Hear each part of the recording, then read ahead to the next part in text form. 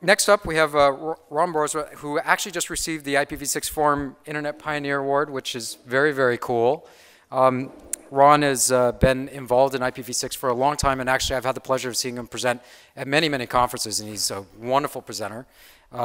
He's going to be talking about building an IPv6 test lab, which I think he's probably got more time on test labs than probably most of the rest of us combined, simply because of the length and duration of his opportunity to work with v6. So with that, I'd like to turn it over to Ron.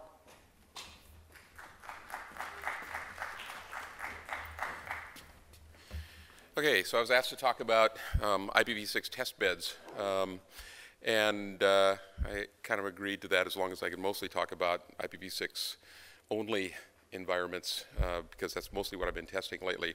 So that's what we'll cover, a couple slides on test beds and then on some of the other topics. So let's reflect a little bit. Why do you need a test bed? First, a lot of times you need it to test new products, new capabilities without breaking your production network. That's usually the reason for that, or test conformance or things like that. You want to understand how well equipment supports IPv6. You want to have a learning environment to try things, and you want to do all these experiments with various configurations in a way that does not break or impact your production network, and you want to do it off separately somewhere before. So are test beds still a necessity for IPv6? And my opinion is that today they're rarely needed. 10, 12 years ago, we put a lot of money into test beds, did a lot of testing because the code base in those days was all beta code. And of course you couldn't run that on your production network. And so you'd have to build a separate infrastructure to do all the IPv6 testing. But I think those days are way past, they're way beyond. And now we're into environments where stuff just pretty much works. If you're implementing with mainstream products, mainstream routers, switches, operating systems, it's not going to break your production network. Some people say, well, you never know, it might break the production network. And then I'll ask them, do you have any Windows 7 in your environment? Do you have any Linux? Do you have any Mac OS X 10.7 or 10.8? Well, it's already got IPv6 on by default. It's giving itself an address, at least a linked local address. Those devices are already talking to each other. So you might not know it, but you already have IPv6 in your environment. And it probably didn't break anything, because the stuff just pretty much works on mainstream products. So the worry about, oh, if I turn it on, it's going to break everything, that's not really the case. So you can do a lot of things incrementally on your production network without building a separate test bed. So that's kind of the message today is, unless you know it's going to break something, don't waste your time building a separate network. Just leverage your existing production network where you can, and there's various ways to do that. But a good example of where you might break things is if you're trying an IPv6 only environment. And when you take IPv4 away from people or turn it off, things will break. And so there you might need a separate test bed. So here's some easy ways to do test beds. One is, if you want to do the learning thing, just do it at home. I think I heard somebody else mention that today as an example. Somebody's going to go home early because they're going to play IPv6 on their tunnel. That's a great way to do it. Get an IPv6 capable home router, get your Hurricane Electric tunnel, even take the Hurricane Electric certification. You can do a whole lot of learning and testing in your very own home network, and that's not going to impact your production network at the office. You don't have to get permission to do it. You don't have to build something special. It's probably, you have most of the pieces and you can just turn it on and learn. That's a great way to do it. So that's how to do the learning test bed. Another way is to build out parallel infrastructure. And this is the case where you have something new, and maybe IPv6 is very new in your environment, and you can kind of have it separate off to the side. A good example is when the days of firewalls first had IPv6 capability, and you maybe had to run beta code on your firewall. What you do is get a separate firewall, put it in parallel with your production IPv4 firewall. The v6 traffic was probably already a test case anyway, and that could run through the v6 firewall that's running in parallel, and with routing you can make all the traffic go the right direction, and you're not breaking everything, you're only impacting just the IPv6 stuff. And so that's a good scenario as well. Another approach is to take your production network and just carve out a separate subnet, separate VLAN, distribute that to where you need it. Leverage the production infrastructure, maybe it's already IPv6 enabled, but if you have to test new things, test it on a separate VLAN, or even extend that over wireless on a separate SSID. which is what we do at our place, and that works fairly well. Or you may have an existing isolated network. A lot of our large organizations, maybe even research organizations like ours, they do have isolated networks for experimentation. That's where you can test some of the IPv6 things. You don't have to go build a separate lab. So when people say, oh, I'm going to do IPv6 at my enterprise, I need to go build a lab as the first thing that they want to do, and I really question what's the purpose? What are you going to test? And it's like, well, I need to test that the products conform. And I said, well, look at the results of either JITC testing or the interoperability lab, University of New Hampshire. Your stuff has probably already been tested if it's a mainstream product. So you don't need to do a lot of that work. Just find a place to turn it on. Some tools, if you actually are going to build a separate network or even test on a separate subnet or whatever, a dumb hub really can be useful, where you can just put something in line and run a sniffer on the wire looking at traffic where you maybe can't get at the endpoints, and when you're testing some special devices where you cannot run TCP dump or something or Wireshark on the device itself, having something in line is very useful. So I always carry a dumb hub with me, and it's extremely useful for doing that. Wireshark, of course, TCP dump, another tool for actually analyzing the packets, along with the RFCs right beside it, so you can see what all the bits are doing, what they mean. Wireshark does a lot of the interpreting for you already, and so it's a really good way to illustrate what's actually going on in the wire. And even after you turn on V6 and you think it's all working, just staring at the packets and making sure you can explain every one of them is a very good exercise. That'll really help you understand what's going on. So you can watch neighbor discovery, watch the router advertisements, watch all the other activity going on, and there will be a lot of surprises there. You'd be surprised at how much interesting traffic is going on. Also, little tools like IPv4 and IPv6, the browser plugins, which will tell you when you're connecting to any site with the browser, it'll tell you if it's the main site is IPv6 or IPv4. It'll also tell you if all the other little subordinate pages or segments of the page are v4 or v6. Extremely useful to see what's going on, because then you can click on the little 6 and it'll break it down into every single connection in which are v4 and v6. Very useful debugging tool. If you have a Mac, run Little Snitch, and you can just see it, all the connections in real time, what it's doing, and it's very useful to illustrate what's going on. So a lot of these are just free things or very inexpensive things you can do to set up a very simple test environment when you're testing new things. So now I'm going to move on to IPv6 only, because that's today where you kind of need test beds. You need to isolate it from your regular network, because the systems behind an IPv6 only environment are going to break some things if they don't have IPv4. So you want to do this very carefully and know exactly what's going on. So I'm going to talk about just a few use cases, a management LAN, because that's an isolated network that doesn't have to talk to the internet, a couple of client-only environments, and then an IPv6 only server farm as some scenarios. So the IPv6 only management LAN, this is one that we've been working on for quite a few years now. I think we started either 4 or 5 years ago saying we want to make sure our products are IPv6 capable in terms of network management. Can we do that, and then can we actually turn off IPv4? So that was the test, that was the goal, and we wanted to see how well various products operated in that environment. Could they survive? How well did they survive? Could we influence the vendors to accelerate implementation of IPv6 capability, at least in the management plane, on all of their products? And it's been really tough, and a lot of them aren't there yet. Some of them have made huge progress. What we basically found is very few products can be fully managed using IPv6, even today. I think the only thing that we fully manage with IPv6 is our UPSs, the ones from APC, and some of the Brocade switches are getting very close to being able to be managed v6 only. You also won't learn what's missing or broken unless you try it in production. This is how we learned. We guessed, we anticipated all the things that might be broken, but until we actually tried it in our network and had to live on it, that's when we really found out what would work and what wouldn't work. And then turning off IPv4, which we call removing the training wheels, that really illustrated not only what things we couldn't do anymore, but illustrated some interesting breakage, and I'll give you an example of that in just a bit, something that actually broke because you turned off IPv4. A lot of the bugs that we found take 6 to 12 months to get fixed, and even worse, when we find out there's a feature parity issue, something that's just fundamentally missing, and the vendor interprets that as a feature request, even though we report it as a bug, it will take sometimes 18 to 48 months to get fixed. I think the worst case we had was 4 years before we got a feature implemented that we needed.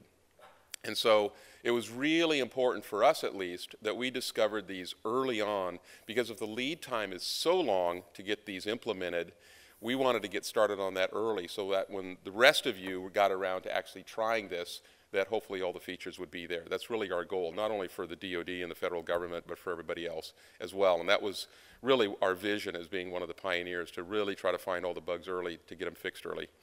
So you can't totally turn off IPv4 yet on a management network. There's always some devices that have don't do IPv6 totally, and some of the examples in our environment that don't even have a prayer of doing IPv6 will never do IPv6, as we've talked to the manufacturers of these devices, basically no roadmap.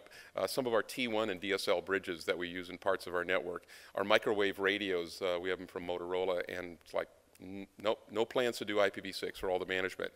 We had some old dial-up servers. Luckily, we eliminated them in the past year. A lot of the VPN services and servers just do not properly do IPv6. ATM switches, although all the stuff from FOR, Marconi, Ericsson, it all goes end of life at this end of this calendar year, so we're just using it as an excuse to shut it down once and for all and get off ATM, but also solve that particular non-IPv6 problem. If you use cameras or other sensors, a lot of those devices that have been around for a while just will never do IPv6. And so we're looking at what we're going to do in those situations, move to different architecture, different devices or whatever, but there are going to be lingering devices for a long time that just will not do v6. So if we look at some of the management capabilities in various products, I've been keeping this matrix going of a lot of the features that we need for network management. The top version is one that I produced back in June of 2011 around World IPv6 Day. And then the one that's below that says now is how it's gotten better over the last year and a half, and there's some additional features that we ran into that we really need, so there's some additional columns at the end. But you can see the really important stuff is on the left, and it's mostly green in the first 6 columns across the board for all vendors even today. A year and a half ago, Cisco was about the worst, but after they saw this slide, they responded and did a lot of work and got me some code versions that did much better, and so they're probably going to be the first one to go all green. The next one is Brocade. They have one lingering issue that is basically you can set the IPv4 MTU on the management interface if you're running Jumbo, but you cannot do that for v6 yet. So it's a feature parity issue scheduled for next April. Juniper's not doing as good. Alcatel-Lucent is catching up fairly fast, and A10 has a number of issues which should be resolved fairly soon. And there's a number of other devices we track as well, but those are some of the interesting ones. And so we're pushing the vendors to get that to all green as soon as possible. Maybe we'll be there within the next 6 months, hopefully, or maybe a year at the most. And then we'll be able to fully manage these devices over IPv6 only. Here is an example of the IPv6 only bug. This happened to be a Brocade issue on their FESX product. When you turn off IPv4 in that device, they start responding to all IP subnet broadcasts and start ARPing from the source address of 0.0.0.0, and there was various other strange behaviors. So it basically thought it was listening on all subnets, and it was the responder for all these subnets, and so it was just broadcasting like mad when it saw this. And it was just a bug. And it illustrates that most products that we're dealing with have never turned off IPv4 because they've always operated in environments, in network environments that have IPv4. And so turning it off, it's new territory. Hasn't been tested. None of the QA tests in that environment. So this is a whole new territory we need to explore, is actually turning off IPv4 and see all the breakage that's going to happen.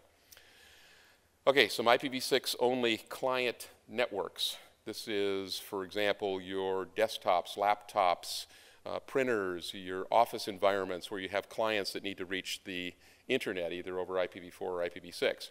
And after you run dual stack for a while, you realize there's a certain amount of pain to it, there's a certain amount of cost, and it would be really nice if we could run these things IPv6 only. So in doing some testing, my test environment is we have an enterprise subnetwork with only IPv6 turned on. There's no IPv4 configuration or routing.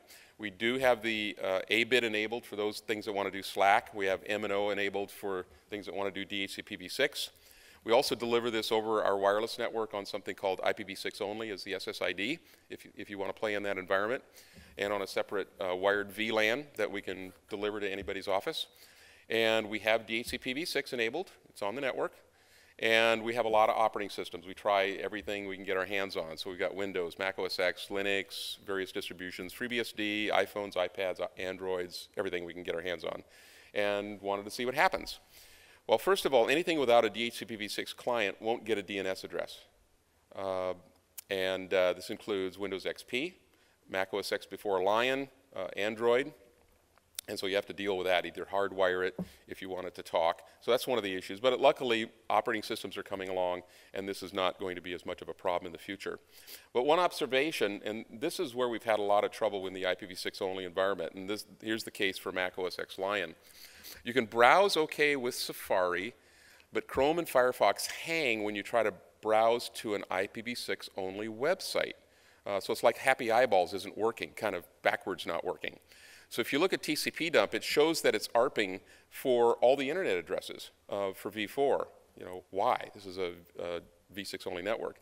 Well, the issue is there's a default route to interface installed in the routing table, and that's there because it assigns IPv4 link local and implements the ARP for everything, which is part of that RFC. So it thinks it has full internet connectivity, and it's got a default route to the IPv4 internet. And so the applications that look at that think they've got a v4 access and try to talk over v4, and it has to time out before it'll fail over to v6. So that's a problem. A lot of the other OSs have very similar behavior because they're implementing to the RFC and have this ARP for everything behavior. So what are the workarounds? And I'm not going to give you the answers here because this is current work in progress. Different people have had different suggestions, and I've talked to some of you about that, and it's like every time we have a meeting, we have a new idea, and let's try this, let's try that. And it may be the type of thing we actually have to change some of the standards or change some of the implementations in order to stop this behavior because it is a problem. So that's one of the challenges with an IPv6 only environment. Now, the next piece is, well, what if you want to talk to the IPv4 internet? Because really with IPv6 only, if that's all you have, you can only talk to other IPv6 things. But if you want to talk to the IPv4 internet, you've got to do something like one of the possibilities is running NAT64 DNS64, which basically translates IPv6 to IPv4. Actually, it works fairly well. What it does, it maps the entire IPv4 internet into 64:FF9B:/96. And what DNS64 is that server maps the addresses on the fly and converts them, and then NAT64 provides a stateful v6 to v4 translation. So it's very, very simple concept, very simple to implement, and that's what's kind of beautiful about it. Now, yes, NAT is evil, but here the breakage is local to your NAT64 domain. And it may be a viable alternative to reduce the operational expense of running dual stack. So if you're really in the mindset of, I really want to get away from the expense of dual stack, and NAT64 is kind of the lesser of two evils, then it may be a reasonable approach if it works fairly well. If you don't know how it works, basically on the left there's a client. It's talking to its DNS server on the right. It asks for the quad A record. There isn't one, and so its DNS server that it contacts sends back a quad A record. It converts it in, it sends back an A record. The DNS64 server turns it into a quad A record with the 64FF9B prefix, and then the IPv4 address jammed in the bottom 32 bits. Then the host thinks it can reach that IPv4 only server over IPv6. 64FF9B gets routed to your NAT64 box where it translates it and then delivers the packet to your IPv4 only web server, and then on return it does the same translation. So very simple concept, and it works pretty good. Now, things that don't work. Sites with broken IPv6, ones that won't fall back to IPv4. A good example is www.ntia.doc.gov. It's one that's currently broken. Because it has a quad A record, so it thinks it can be reached by IPv6, but its IPv4 is actually broken, so that part of it does not work. Also, websites and apps with embedded IPv4 literals, long-standing problems. So if in your website it actually has real IPv4 addresses, those don't get translated. And then things like Skype and games, peer-to-peer applications, some instant messenger, they all don't work. Now for an environment like ours, Skype is outlawed, games are outlawed, peer-to-peer is outlawed, a lot of instant messenger is outlawed. So in reality, one man's bug is another man's feature. So we just sort of sell NAT64 as a security feature. All those things you weren't allowed to do anyway on a DoD network, IPv6 helps you not to do those things. So makes it for a good selling point. If you want to get some detailed experiences with this, go read RFC 6586. It's a good read. That way I don't have to go into all the detail there because it's been because it's been captured nicely in that RFC. Also watch the IETF Sunset 4 working group.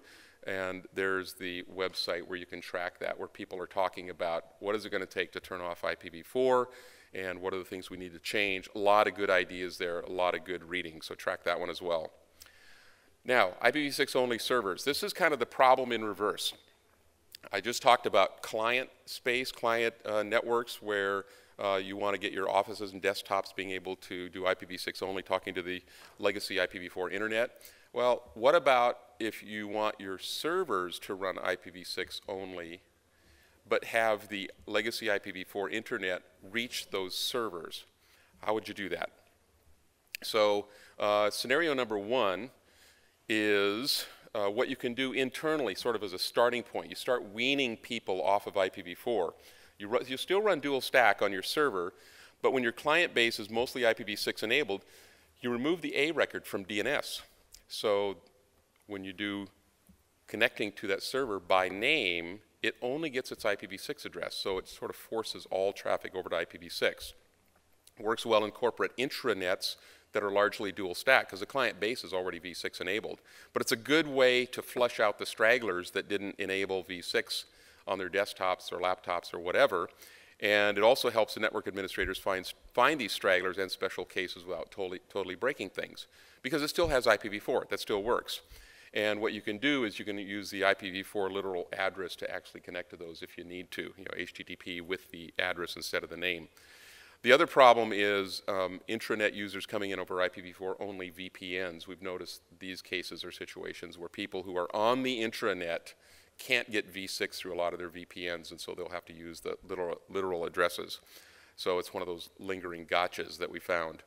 Now, scenario number two is when you remove the training wheels and you actually turn IPv4 off in a server. So you run it as IPv6 only with IPv4 disabled, and you do this when all the issues in scenario number one are resolved, all the bugs are worked out, and this also works in an intranet environment when the internet, not when internet access is required, because it has no v4 access. So if you need legacy IPv4 reachability from the legacy internet, then you do scenario number three, which is you use a dual stack reverse proxy or load balancer. That's one way to do it. And a lot of people do that because they already have load balancers or reverse proxies for their infrastructure. And if you have one that runs dual stack, it's fairly easy to run the server v6 only, but give it an A record and let the reverse proxy do the translation, because you're going through a proxy anyway. But if you don't want to use load balancer or proxy and want to go direct, you could use SIIT, the stateless ICMP and IP translation, which is documented in RFC 6145. And this actually works. It's kind of like NAT64 in reverse, except it's stateless instead of stateful. Also, the person who's been doing a lot of testing in this environment for data centers, making a data center IPv6 only, is Tore Andersen from Norway. And just this past weekend, he published a draft, internet draft, Draft Andersen SIIT DC00. So if you want to read how to make your data center IPv6 only, go read his experiences. It's a good start at seeing some of that documented, or any of his presentations over the last year where he's been presenting it. So I think that's it. Yeah, that's the end. Quick summary, test beds, how to do it simply, how to do IPv6 only, and hope you have fun playing v6 only.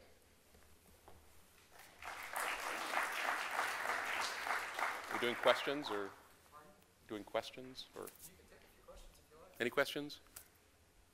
Okay, thanks.